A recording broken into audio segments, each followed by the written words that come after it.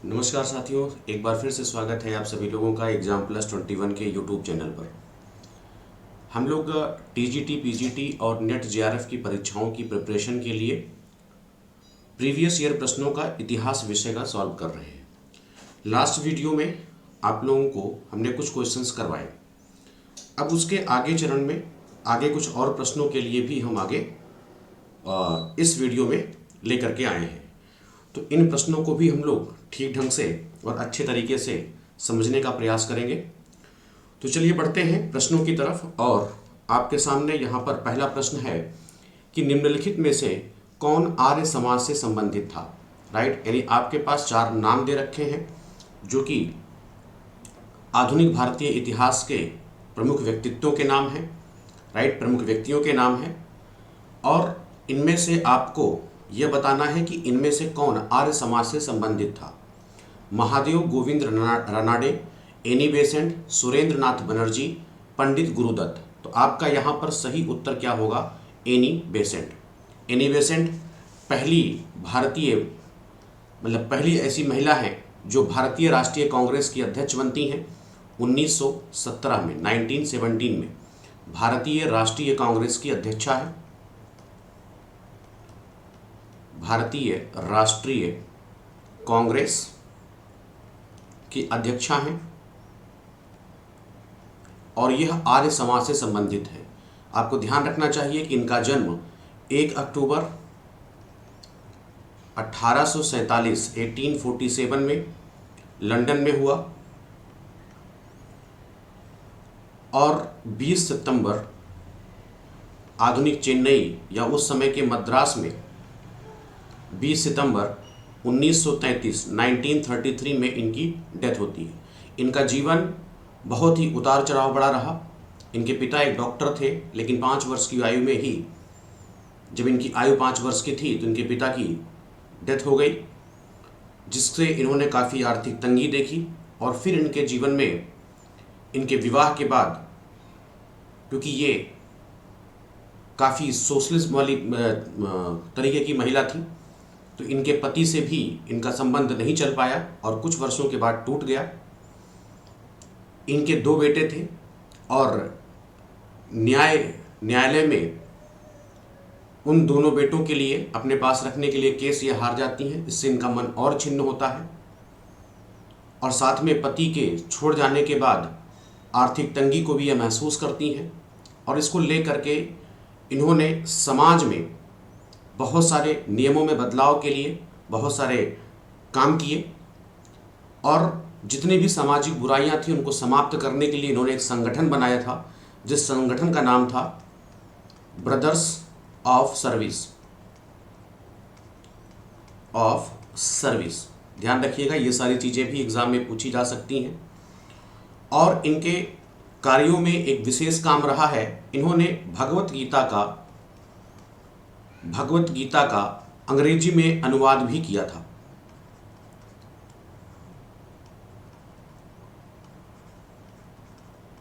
अंग्रेजी में अनुवाद, ये सारे कार्य इनके जीवन से जुड़े रहे हैं। राइट, तो आपका इसमें सही उत्तर होगा एनी बेसेंट। अगले प्रश्न की तरफ बढ़ते हैं। तत्वबोधिनी पत्रिका से कौन संबंधित था? राजा राममोहन राय, द्वारिकानाथ टैगोर, देवेंद्र नाथ टैगोर और अक्षय कुमार दत्त। देखिए, ये थोड़ा सा प्रश्न एक तरह से फंसाने वाला है। राइट, क्योंकि जैसे ही तत्वबोधिनी पत्रिका का नाम आता है दिमाग में तत्वबोधि सभा का भी जिक्र होगा और आप जानते हैं कि इसी तत्वबोधि सभा को आगे बढ़ाने के लिए, इसका प्रचार प्रसार करने के लिए ही तत्वबोधिनी पत्रिका को प्रकाशित किया गया था। प्रॉब्लम कहाँ है कि जैसे ही तत्वबोधि सभा का दिमाग जिक्र में आएगा तो जिक्र आएगा दिमाग में ब्रह्म समाज का, जिसकी स्थापना कौन करते हैं? राजा राममोहन राय। तो हो सकता है कि आप राजा राममोहन राय को ही सही मान लें और अपना आंसर सही कर दें। गलत है। राइट, इसके अलावा दूसरा इसमें प्रॉब्लम क्या है? दूसरा प्रॉब्लम है ये आपका चौथा ऑप्शन, अक्षय कुमार दत्त। चूंकि जब तत्वबोधिनी पत्रिका को संपादित किया गया था तो प्रथम संपादक के रूप में, राइट, जो प्रथम संपादक थे वो थे अक्षय कुमार दत्त। और कब इसे किया गया, प्रसारित किया गया था? 16 अगस्त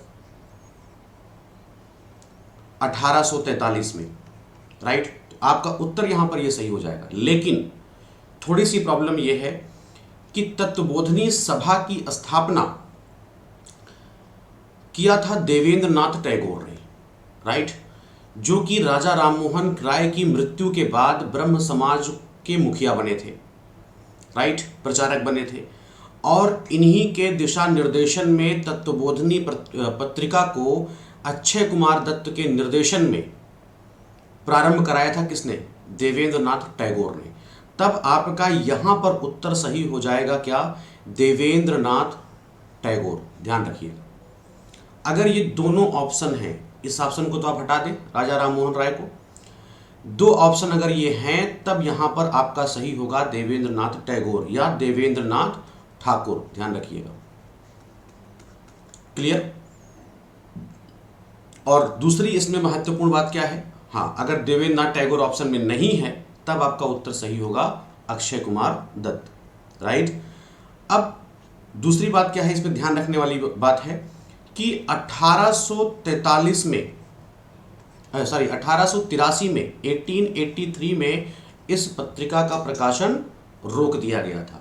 यानी यह लगभग 40 वर्षों तक, ठीक है, लगभग 40 वर्षों तक यह पत्रिका संपादित होती रही। 16 अगस्त को प्रारंभ हुआ, 1883 में रोक दिया गया, राइट। प्रकाशन के टाइम पर संपादक जो थे वो अक्षय कुमार दत्त थे, लेकिन उनके पीछे देवेंद्र कुमार ठाकुर का या देवेंद्र कुमार टैगोर का जो है नेतृत्व था, राइट। तो आपका उत्तर सही क्या होगा? देवेंद्र नाथ टैगोर, राइट। चलिए, अगला प्रश्न है, कॉमनवेल्थ पत्र से संबंध निम्नलिखित में से किसका संबंध था? कॉमनवेल्थ पत्र याद होगा आपको, मॉडर्न इंडिया का महत्वपूर्ण है, राइट, और थियोसॉफिकल सोसाइटी से भी संबंधित है। और जैसे ही ये नाम आपके दिमाग में जिक्र करेगा थियोसॉफिस्ट सोसाइटी का, तो आपके दिमाग में ये जिक्र आएगा किसका? एनी बेसेंट का। तो एनी बेसेंट का ही संबंध था किससे? कॉमनवेल्थ पत्र से, राइट। न्यूज़पेपर भी उस समय निकलता था द कॉमनवेल्थ के नाम से, राइट। और कॉमनवेल्थ भी था और इसके साथ ही था न्यू इंडिया, न्यू इंडिया, ये दो पत्र निकलते थे। और कॉमनवेल्थ पत्र और न्यू इंडिया का जो योगदान रहा है वह रहा है होम रूल, मतलब कि स्वशासन की मांग, स्वशासन की मांग, राइट। तो इन दोनों को, होम रूल को या स्वशासन की मांग की आवाज को बुलंद करने के लिए एनी बेसेंट के द्वारा कॉमनवेल्थ पत्र और न्यू इंडिया जैसे न्यूज़पेपर को लाया गया था, राइट। और इससे स्वशासन में एक महत्वपूर्ण भूमिका इसने निभाई भी थी, ठीक है। अगले प्रश्न की तरफ बढ़ते हैं। सन 1918 में भारतीय उद्योग आयोग की अलग से निम्नलिखित में से किसने रिपोर्ट प्रस्तुत करी थी? क्वेश्चन में बिल्कुल घबराइएगा नहीं, राइट। बहुत ही आसान सा प्रश्न है, लेकिन यही प्रश्न दो रूप में आपके सामने आता है। पहले इस रूप को देख लेते हैं जो आपके सामने है। सन 1918 में भारतीय उद्योग आयोग की अलग से निम्नलिखित में से किसने रिपोर्ट प्रस्तुत करी थी? महात्मा गांधी, मदन मोहन मालवीय, आशुतोष मुखर्जी और अली इमाम। आपका यहां पर सही उत्तर क्या होगा? आशुतोष मुखर्जी होगा। लेकिन यहीं पर अगर प्रश्न में थोड़ा सा बदलाव कर दिया जाए कि सन 1918 में भारतीय उद्योग आयोग के, अगर हम यहीं पे चेंज कर दें कि आयोग के सदस्य के रूप में किसने अपनी रिपोर्ट अलग से प्रस्तुत की थी, राइट। तो वहां पर आपके ये चारों ऑप्शन क्या हो जाएंगे? गलत हो जाएंगे, क्योंकि यहां पर सदस्य की बात नहीं की गई है। आशुतोष मुखर्जी जो है भारतीय उद्योग आयोग के सदस्य नहीं है, राइट। लेकिन सदस्य के रूप में रिपोर्ट को प्रस्तुत करने वाले कौन हैं? M.R. M.R. Jayakar, M.R. Jayakar, right. अगर आपसे ये प्रश्न पूछे कि 1918 में भारतीय उद्योग आयोग के सदस्य के रूप में किसने रिपोर्ट प्रस्तुत की थी अलग से, तो वो आंसर सही होगा M.R. जयकर। लेकिन अगर आपको सदस्य के रूप में की बाध्यता नहीं दी जाती है तब किसने किया था, आशुतोष मुखर्जी ने किया था। क्लियर। चलिए अगला बढ़ते हैं। त्रिपुरी, जहां पर 1939 का विख्यात कांग्रेस अधिवेशन हुआ था, वह कहां पर है वर्तमान में, लोकेशन पूछा है, राइट। आपके सामने 4 उत्तर हैं, गुजरात, राजस्थान, मध्य प्रदेश और उड़ीसा, राइट। तो आपका यहां पर सही उत्तर होगा मध्य प्रदेश, राइट। और कहां पर है मध्य प्रदेश में, जबलपुर जिले में, राइट। जहां पर जबलपुर वही जगह है जहां पर गांधी जी के जो समर्थित उम्मीदवार थे पट्टाभी सितार मैया, उनको हरा करके नेताजी सुभाष चंद्र बोस कांग्रेस के अध्यक्ष पद पर आए थे, राइट। लेकिन कार्यकारिणी के गठन और के प्रश्न पर गांधी जी से मतभेद हो जाता है और नेताजी सुभाष चंद्र बोस ने वहां पर क्या दे दिया था, त्यागपत्र दिया था। किसने, नेताजी सुभाष चंद्र बोस ने, राइट।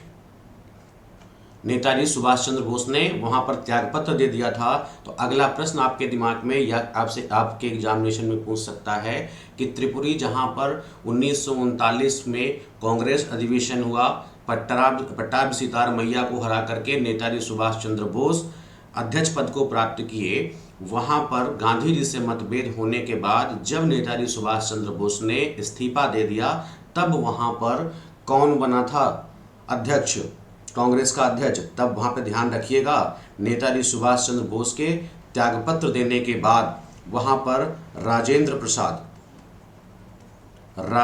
प्रसाद को क्या बनाया गया, कांग्रेस का अध्यक्ष बनाया गया था। क्लियर। चलिए आगे बढ़ते हैं अगले प्रश्न की तरफ।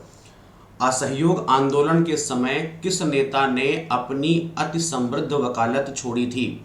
आपके पास कई सारे नाम हैं और सब लोग जो है कुछ न रहे हैं, बैरिस्टर ही रहे हैं। तो आपको यहाँ पर बताना है कि किसने जो है वकालत छोड़ी थी, महात्मा गांधी, मोतीलाल नेहरू, मदन मोहन मालवीय या फिर वल्लभ भाई पटेल। तो ध्यान रखेंगे यहाँ पर आपका सही उत्तर होगा क्या, मोतीलाल नेहरू। असहयोग आंदोलन सन कौन सा है, 1920, राइट, 1920। और इसमें 1920 असहयोग आंदोलन से संबंधित न्यायालयों के जो बहिष्कार संबंधी प्रस्ताव को अमली जामा उस समय पहनाया जा रहा था, या पहनाते हुए मोतीलाल नेहरू ने सबसे पहले वकालत को छोड़ा, राइट। और इसके अलावा बहुत सारे नाम हैं, देशबंधु चित्तरंजन दास, जवाहरलाल नेहरू, वल्लभ भाई पटेल, राजेंद्र प्रसाद, राजगोपालाचारी, राइट, अरुणा आसफ अली। ये सभी लोगों ने क्या किया था, अपना वकालत जो है छोड़ दिया था। ध्यान रखेंगे कि यहाँ पर भी आपको 2 उत्तर दिखेंगे सामने, राइट, 2 उत्तर दिखेंगे। लेकिन सबसे पहले कौन छोड़ा था, मोतीलाल नेहरू ने, राइट। इन्हीं की अगुवाई में, तो आपका उत्तर सही होगा मोतीलाल नेहरू, राइट। अगला प्रश्न कि सन 1915 में काबुल में गठित अंतरिम सरकार का राष्ट्रपति कौन था। 1915 में आपको पता होगा कि 1915 में काबुल में, जो कि आधुनिक कहाँ पर है, अफगानिस्तान में, मतलब अब तब भी था, वहाँ पर एक अंतरिम सरकार का गठन किया गया था 1 दिसंबर 1915 को। और जो ये सरकार का गठन हुआ था वह भारत के लिए या देश के लिए प्रथम युद्ध, उस समय क्या चल रहा था, प्रथम विश्व युद्ध। और प्रथम विश्व युद्ध के दौरान केंद्रीय शक्तियों के समर्थन के साथ में वहाँ पर अंतरिम सरकार की गठन किया गया था। और वहाँ पर राष्ट्रपति बने थे महेंद्र प्रताप, जो कि वहाँ के क्या थे, राजा थे, राइट। और यही वहाँ पे क्या बने थे, राष्ट्रपति और मोहम्मद मौलाना बकरतुल्ला, राइट, इनका भी जिक्र आता है और ये वहाँ पर क्या बने थे, प्रधानमंत्री। तो जब भी प्रधानमंत्री के बारे में पूछेगा तो बकरतुल्ला सही होगा, राइट। और जब भी जो है राष्ट्रपति के बारे में पूछेगा तो आपका महेंद्र प्रताप सही होगा, राइट। और ध्यान रखिएगा इस सरकार को जर्मनी और रसिया ने भी मान्यता दे दिया था, राइट, एक अस्थायी सरकार थी कहीं ना कहीं, ठीक है। चलिए अगले प्रश्न की तरफ बढ़ते हैं। निम्नलिखित नेताओं में से किसने अखिल भारतीय कांग्रेस का अध्यक्ष, या कौन अखिल भारतीय कांग्रेस का अध्यक्ष कौन नहीं बना? बाल गंगाधर तिलक, महात्मा गांधी, मोतीलाल नेहरू या फिर गोपाल कृष्ण गोखले? बताएं कौन सा उत्तर सही होगा। तो ध्यान रखिएगा ये सभी लोग कांग्रेस के अध्यक्ष बन चुके हैं। बाल गंगाधर तिलक केवल जो है नहीं बने थे और इनका आप उपनाम भी जानते हैं, इनको लोग लोकमान्य का मतलब क्या होता है, सभी लोग जिसे मानते हो, लोकमान्य तिलक के नाम से भी ये प्रसिद्ध हैं। और इनके बचपन का नाम क्या है, मूल नाम क्या है, केशव गंगाधर तिलक। जन्म 1856 में 23 जुलाई कहाँ पर, महाराष्ट्र में ही। और मृत्यु 1920 में 1 अगस्त, कहाँ पर, महाराष्ट्र में ही। समाज सुधारक के रूप में, एक एडवोकेट बैरिस्टर के रूप में, स्वतंत्रता सेनानी के रूप में, राइट। और ध्यान रखिएगा इनके बारे में एक स्टेटमेंट है, जो ब्रिटिश औपनिवेशिक पदाधिकारी हुआ करते थे वो इन्हें क्या कहते थे, भारतीय अशांति के पिता। भारतीय अशांति के पिता। ध्यान रखिएगा एक प्रश्न आपसे पूछा जा सकता है कि भारतीय अशांति के पिता ब्रिटिश औपनिवेशिक पदाधिकारियों के द्वारा किसे कहा जाता था? तो उत्तर क्या सही होगा, बाल गंगाधर तिलक, राइट। चलिए अगला प्रश्न है, निम्नलिखित भारतीय नेताओं में से, अच्छा ये तो हो गया आपसे, फिर से वो टाइप हो गया है। बाबू कुंवर सिंह ने, राइट, बाबू कुंवर सिंह ने अंग्रेजों के विरुद्ध अपनी अंतिम लड़ाई कब लड़ी थी? बता दें बाबू कुंवर सिंह जो कि बिहार के रहने वाले थे, राइट, और एक राजा हुआ करते थे। इन्होंने 80 वर्ष की उम्र में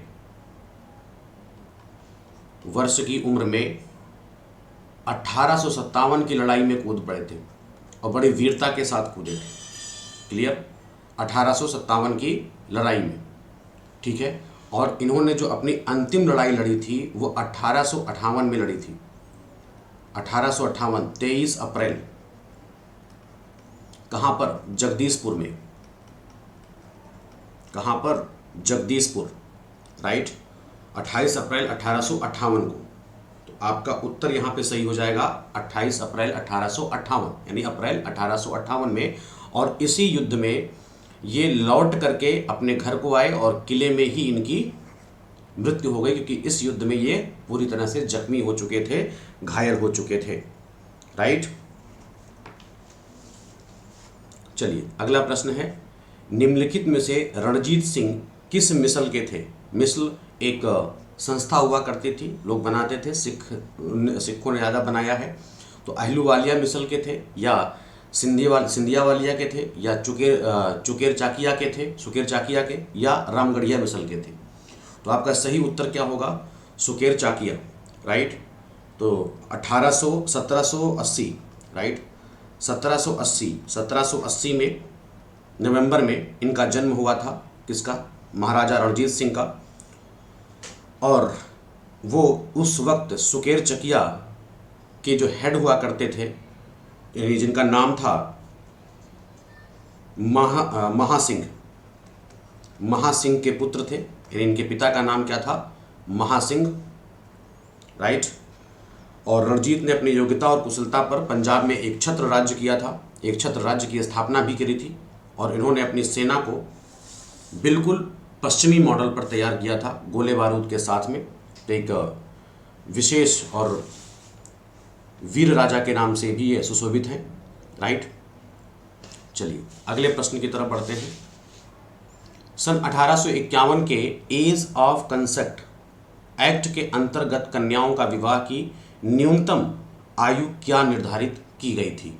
तो ध्यान रखिएगा, यहाँ पर आपका सही उत्तर क्या होगा? 12 वर्ष, क्योंकि इसमें कुछ खास बताने लायक नहीं है। एज ऑफ कंसेंट एक्ट 1891 में लाया गया, जिसमें बालिकाओं की बाल विवाह को रोकने के लिए 12 वर्ष उम्र कर दिया गया था। ठीक है। राष्ट्र में प्रार्थना समाज की स्थापना की प्रेरणा किसने की? किसने स्थापित किया, ये नहीं, प्रेरणा किसने करी थी? आपके पास उत्तर है देवेंद्र नाथ टैगोर, केशव चंद्र सेन, ईश्वर चंद्र विद्यासागर, महादेव गोविंद रानाडे।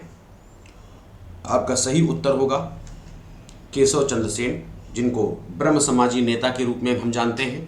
इनकी प्रेरणा से 1857 में कहाँ पर, 1867 में बम्बई में, आधुनिक मुंबई में प्रार्थना समाज की स्थापना होती है। प्रार्थना समाज की स्थापना होती है और इसके जो संस्थापक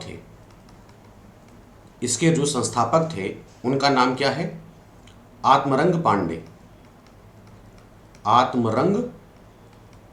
पांडे, राइट। और इस समाज को प्रसिद्धि दिलाने का श्रेय जो है किसे जाता है?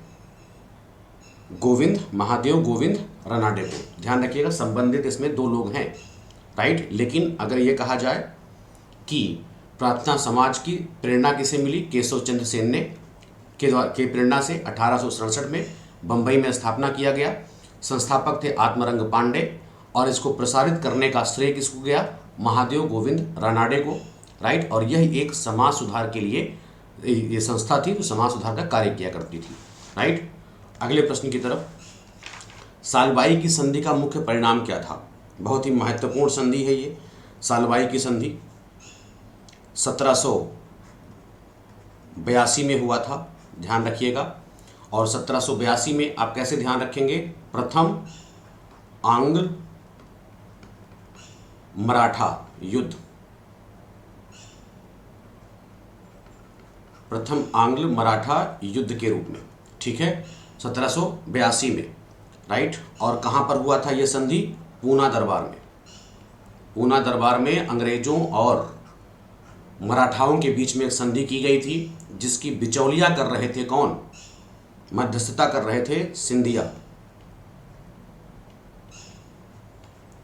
और इस संधि के द्वारा मराठों के साथ 20 वर्ष की शांति का कई सारे क्लॉज इसमें बने थे, लेकिन सबसे आपके जो प्रश्नों में है वह है मराठों के साथ 20 वर्ष तक शांति रहेगी, हम कुछ भी नहीं करेंगे, राइट। तो सालबाई संधि का मुख्य परिणाम क्या था? कि मराठों के साथ अंग्रेजों का 20 वर्ष की शांति जो है स्थापित की गई थी। 20 वर्ष का मतलब क्या? जब तक दूसरा आंग्ल मराठा युद्ध नहीं स्टार्ट होता है, ठीक है। चलिए, 18वीं शताब्दी में बंगाल से निर्यात होने वाले वस्तुओं में से क्या था? इनमें से क्या था? इस्पात, घोड़े, नमक या सोरा? ध्यान रखिएगा, इस तरह के प्रश्नों में आयोग के द्वारा दिया गया उत्तर ही सर्वमान्य माना गया है। आयोग ने सोरा कहा है, जो कि पोटेशियम नाइट्रेट होता है। पोटेशियम